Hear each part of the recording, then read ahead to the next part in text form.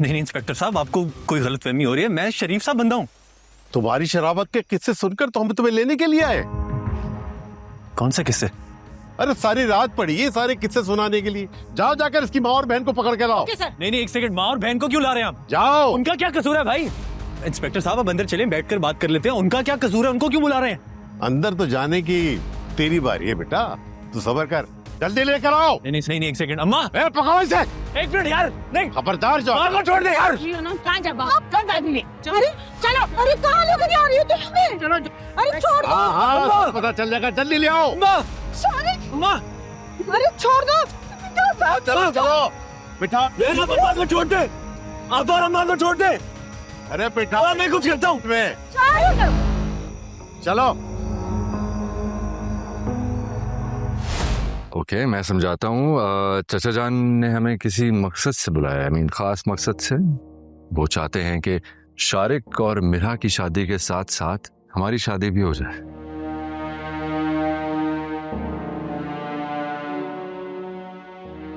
ठीक है, फिर ना जाओ, लेकिन यहाँ से उठ जाओ और जाकर कहीं और बैठो जहाँ चचा जान तुम्हें देख ना सके। कितना प्यार है तुम्हारी आंखों में मेरे लिए, फिर क्यों मुझसे इतना रूड हो रहे हो? क्या तुम्हारे दिल में मेरे लिए प्यार खत्म हो गया है?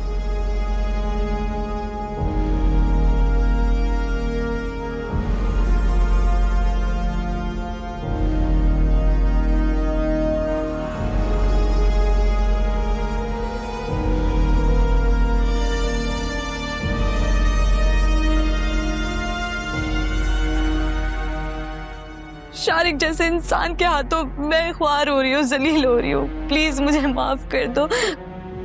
मैंने हसवंत और तुम्हारा दिल दुखाया है, इसलिए मुझे सजा मिल रही है। सब खत्म हो गया ना ऐसा। मेरे दिल में अब तुम्हारे लिए कोई फीलिंग्स नहीं बची हैं।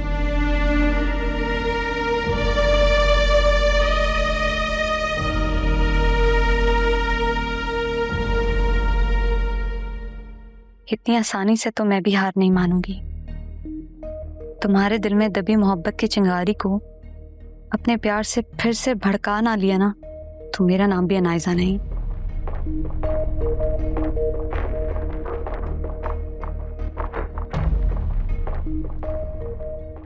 अल्लाह, ये मच्छर ना काट काट के मेरी जान निकाल देंगे। सारे मच्छर मुझे ही काटे जा रहे हैं, पता नहीं।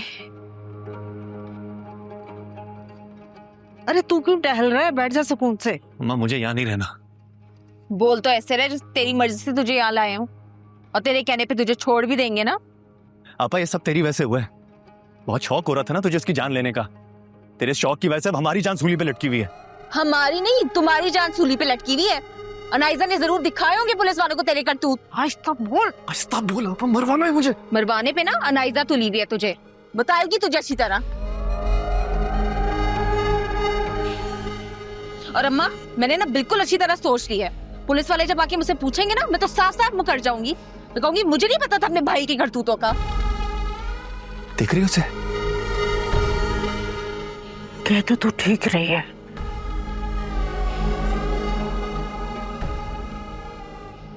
वैसे मुकरने में ही हमारी आफियत है।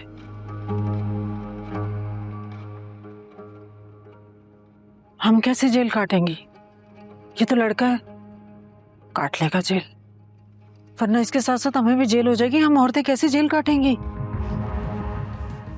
कैसी माँ हो आप? औलाद पर मुश्किल वक्त आया तो छोड़कर जा रही हो मरने के लिए। मर जाऊं मैं माँ? हाँ भाई हीरो, चल बाहर निकल। चलो ताला खोलो, बाहर निकालो इसे।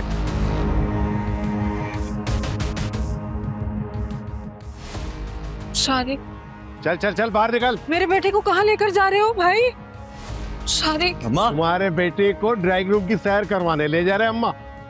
दर्द दूसरा बेटे का तो ठीक है, तुम्हें भी सैर करवाते। चले।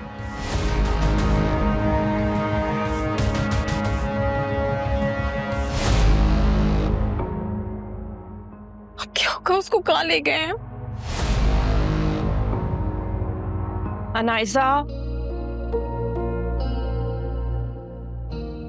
क्या हुआ अनाइजा? तुम्हारी सिलेक्शन ही नहीं हो रही? समझ नहीं आ रहा है मामा, मैं क्या पहनूं।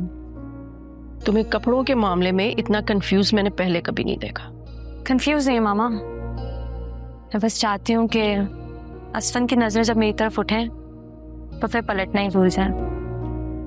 असफन के साथ साथ अपने बाबा पर भी ध्यान दो।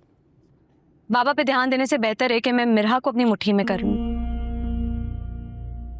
वो ही बाबा तक मुझे पहुंचाएगी, क्योंकि आपके मेरे रोने से ना कोई फर्क नहीं पड़ने वाला।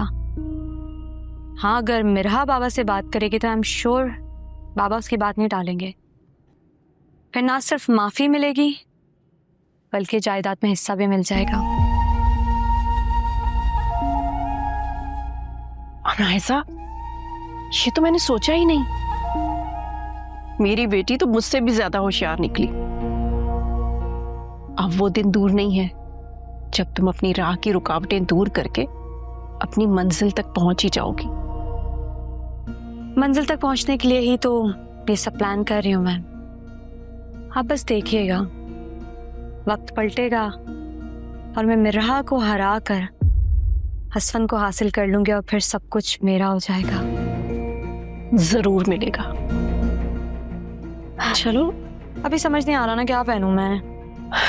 अंदर कबर्ड में भी ऑप्शंस पड़े हैं तुम्हारे पास, वहां से देख लो। ऑप्शंस तो बहुत हैं। ईशा, जल्दी से नाश्ता लगाओ, वो लोग आते ही होंगे, उठ गए हैं मेरा ख्याल से तो।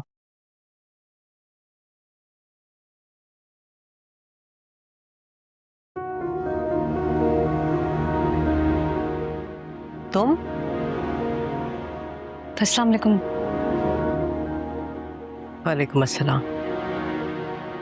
कैसे हैं आप? बहुत बुरी, इतनी बुरी कि अपने बेटे की खुशी की खातिर तुम्हें इस घर से धक्के देके बाहर निकाल सकती हूँ।